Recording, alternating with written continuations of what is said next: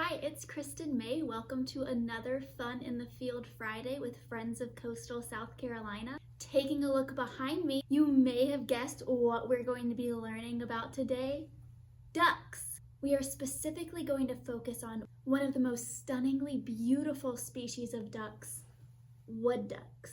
Wood ducks are special for a couple of reasons. They are obviously absolutely gorgeous. Males are emerald and brown and have beautiful designs on almost every single one of their feathers. Wood ducks are one of the very few species of ducks that actually have strong claws on the ends of their webbed feet. Wood ducks can use these claws to grip onto the bark of a tree and perch on its branches. Because of this, wood ducks are often referred to as perching ducks. Wood ducks are also unique because they lay their nests in a tree cavity. A cavity is just a hole or a hollow that an animal makes a home in. Most other duck species lay their eggs on a nest that they've made on the ground. Now that we've had a very brief overview about wood ducks, we are going to go out into the field of Waccamaw National Wildlife Refuge with the refuge manager, Craig Sasser.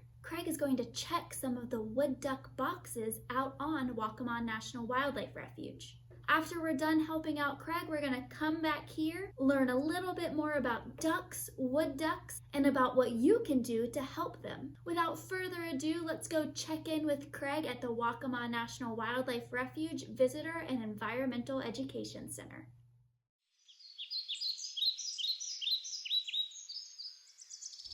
Alright, so we're going to check the wood duck box. We got about 30 wood duck boxes on the refuge. They are just supplemental nesting cavities for wood ducks. Obviously there's a lot of old trees with cavities. Wood ducks will use those to nest in, but there's a lot of competition for cavities. Bats are using them, squirrels are using them, raccoons, and lots of other creatures, and they're very particular about cavities. So we've installed wood duck nest boxes all over refuge to try to just supplement the nesting opportunities for wood ducks. And they have to be checked and maintained a couple times each year, usually starting around March, before the ducks really get into a high gear of nesting, and then sometime a little bit later around June. So what we'll do is we'll check it. We'll put wood chips in. They don't bring nesting material in their nest box. Always knock on a wood duck box. Make sure that nothing is in there that might come out and scare you off the ladder. And so already I see a wasp that probably got a nest started in there. This is a predator guard that we put on there to keep the rat snakes from climbing up. And so one of the things we do is we're going to clean out last year's nest. So this was a songbird nest that was built in the box after the wood duck nested, probably a Carolina wren. We do find great crested flycatcher nests, and usually the telltale is that there's a piece of plastic or a snake skin. And there's lots of evidence of wood ducks that nested in there last year. You can see the chips. These are actually membranes that, if you check the nest early enough, you can count them. If it's more than half, it counts as a duck. And you can estimate how many hatched out of the box.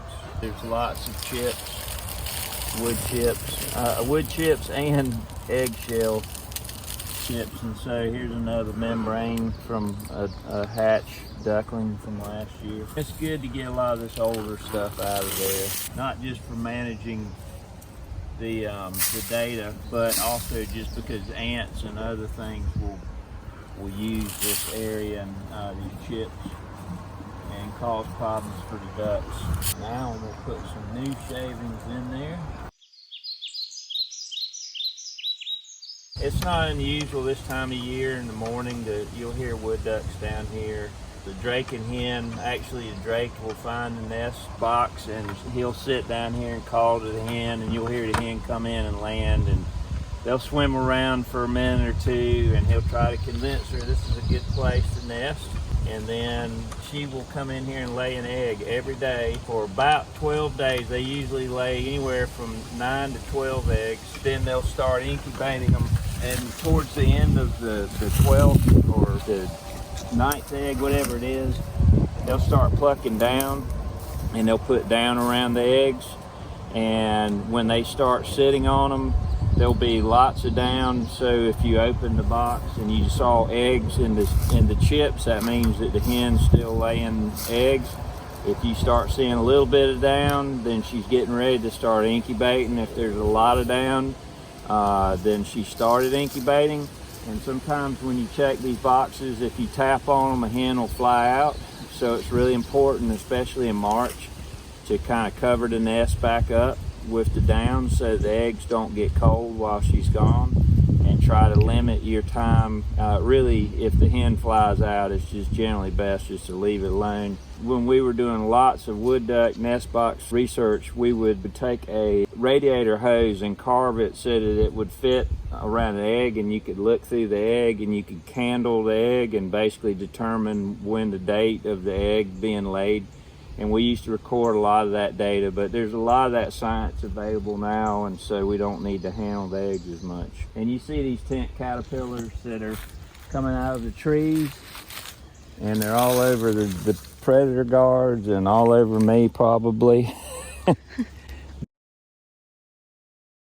So when the wood ducklings hatch, they leave the box within a day. So what happens is the mom flies out, and she'll call to them, and the baby ducks will climb up this netting and jump out of the box.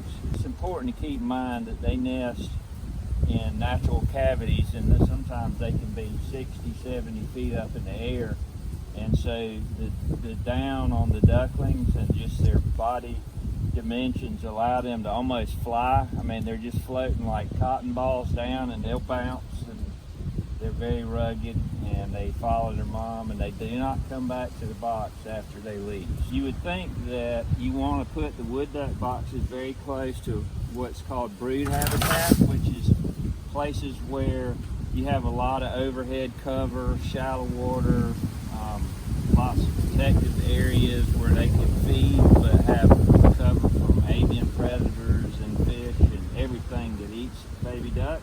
And so a lot of people will put these wood duck boxes right on the areas that are perfect brood habitat, but actually the best thing to do is put these boxes not in the brood habitat but close by. So for example, Bull Island is right across the river here, and it's got beaver ponds and neat habitats, and so the more these ducks travel for the first 10, 15 days of their lives, the higher survival rate there is, because they're on the move and there's less chance for a predator to really target them.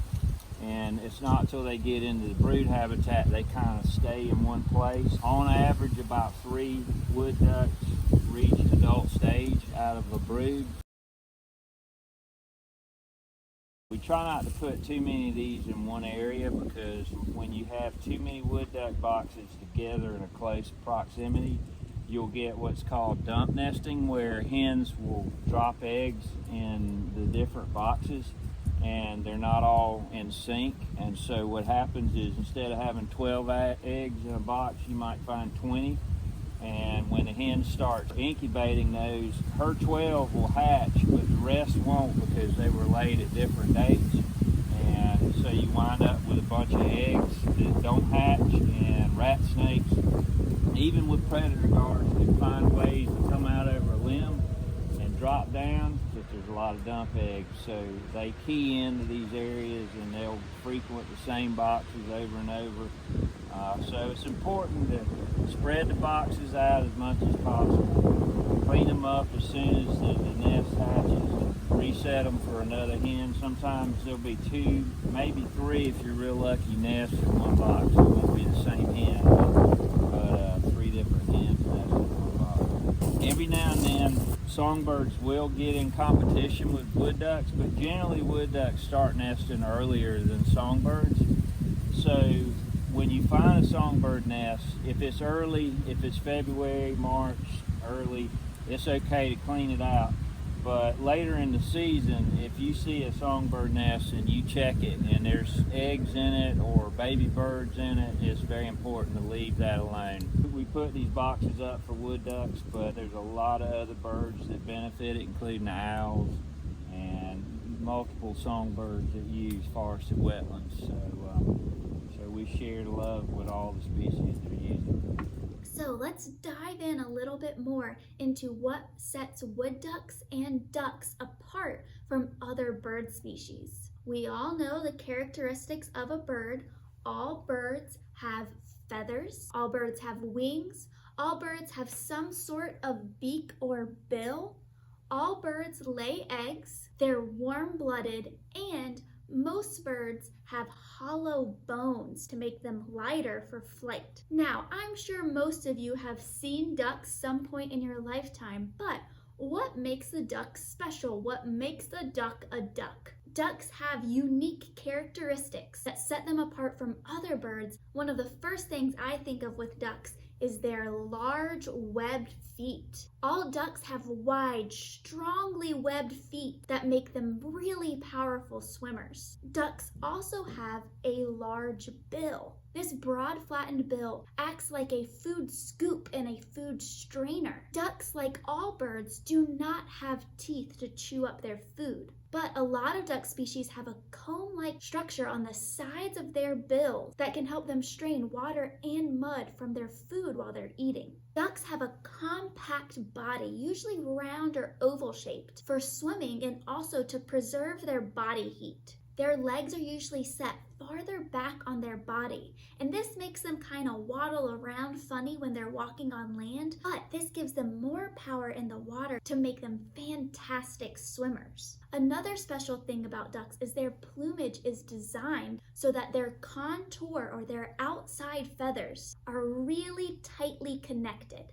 This protects their down feathers, those fuzzy warm feathers closer to their body, and also their skin from getting wet, even when the duck goes completely underwater. Like most birds, ducks also have an oil gland near their tail feathers that helps keep their feathers waterproofed. A dry duck is a warm and happy duck. Several duck species, like most bird species, are dimorphic. What that means is that the males are often really brightly colored, while the females' colors are more neutral. Males use their good looks to attract a mate, while females rely on their neutral colors for camouflage. The female's camouflage helps her blend in with her nest surroundings, so she can stay hidden from predators without abandoning her eggs or her young. Baby ducks, or ducklings, also have plumage resembling the female duck that also allows them to stay camouflaged while they're young and more vulnerable.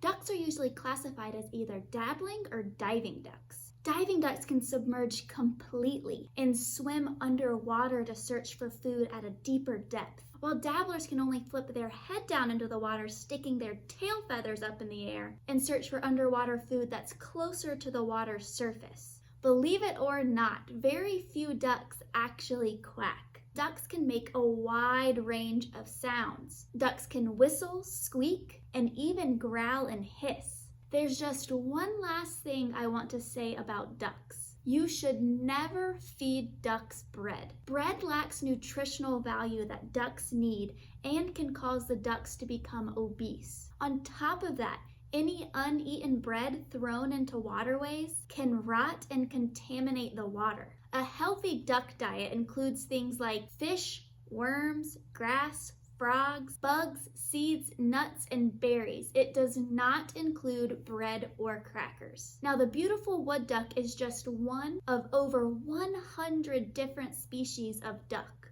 and wood ducks are uniquely specialized for their habitat. Like I said earlier, wood ducks are one of the only species of ducks that has long, sharp claws at the ends of their webbed feet to actually allow them to perch up in trees. Unlike most waterfowl, wood ducks love the trees, and they're pretty agile when flying through forested areas. Wood ducks like to live in wooded swamps, freshwater marshes, and other areas beside creeks and rivers. Wood ducks eat mainly invertebrates, seeds, fruits, nuts, and plant matter by dabbling in the water and sometimes even foraging on land. Wood ducks are not a species of duck that quacks. Instead, they have a distinct squeaky whistle. As we learned from Craig, wood ducks build their nest in tree cavities or in wood duck boxes. And just one day after hatching, wood ducklings climb out of their cavity with their sharp claws and jump out of the cavity's opening, sometimes dropping over 50 feet when they're just one day old. And they land safely on the ground. In the late 19th century, there was a severe decline in wood duck population because of habitat loss and because of hunting. Luckily, today, because of conservation efforts like national wildlife refuges and private citizens putting up wood duck boxes, wood duck populations have rebounded and they are considered of low concern. However, even though they're not endangered, wood ducks, just like all other birds, are facing real threats due to wetland loss, habitat loss, deforestation, and pollution. Because of habitat loss and cavity competition, wood duck boxes are extremely important for this species' survival. If you live on or near a wood duck habitat and would like to attract one of these beautiful pairs of animals, consider putting up your very own wood duck box. You can make or buy them. There are several sites that have great wood duck box building instructions online. The best wood to use is cypress wood because cypress trees are found in areas where wood ducks live. Also, when done well, a wood duck box made with cypress can last between 20 and 30 years. Craig has a personal wood duck box that he made over 30 years ago. And since he has put it up, there has been 2 different wood duck nests in his box every single year. So if you can, definitely think about constructing and putting up your very own wood duck box. Thank you so much for joining Friends of Coastal South Carolina for another Fun in the Field Friday. Hope to see you again soon. Stay wild!